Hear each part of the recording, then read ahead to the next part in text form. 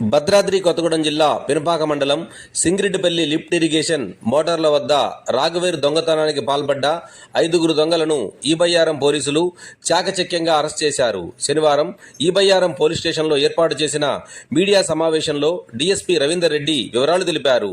రాగివైరు చోరీ ఘటనలో దొంగతనానికి ఉపయోగించిన కియా కారు, 4 లక్షల విలువైన రాగివైరు, 5 సెల్ ఫోన్లు, ద్విచక్ర వాహనాన్ని స్వాధీనం చేసుకున్నామని ఈ సందర్భంగా తెలిపారు. ఈ కేసును చాకచక్యంగా ఛేదించిన సీఐ వెంకటేశ్వరరావు, ఎస్ఐ సురేష్లను ఈ సందర్భంగా డీఎస్పీ అభినందించారు. ఈ నెల 5వ తారీఖు నాడు మన వేళ్లబేరం పోలీస్ స్టేషన్కు గోదావరి లిఫ్ట్ ఇరిగేషన్ సింగిరెడ్డిపల్లి తాలూకు ఒక ట్రాన్స్ఫార్మర్ యొక్క కాపర్ వైర్ అని ట్రాన్స్ఫార్మర్ పగలగొట్టి ట్రాన్స్ఫార్మర్ కాపర్ వైర్ ఎత్తుకపోయిన ఒక కంప్లైంట్ రావడం జరిగింది. దాని మీద మా వేళ్లబేరం ఎస్ఐ గారు, సిఐ గారు, అదేవిధంగా వాళ్ళ సిబ్బందితో కలిసి దాని మీద ఇన్వెస్టిగేషన్ చేస్తున్న తరుణంలో మాకు ఈ యొక్క 5 అక్యూని మేము ఐడెంటిఫై చేసి వాళ్ళని వెళ్లి చెక్కి పట్టుకోవడం జరిగింది. దానిలో కెల్లా దుర్గా ప్రసాద్ అని చెప్పి ఇతను పాలంచలో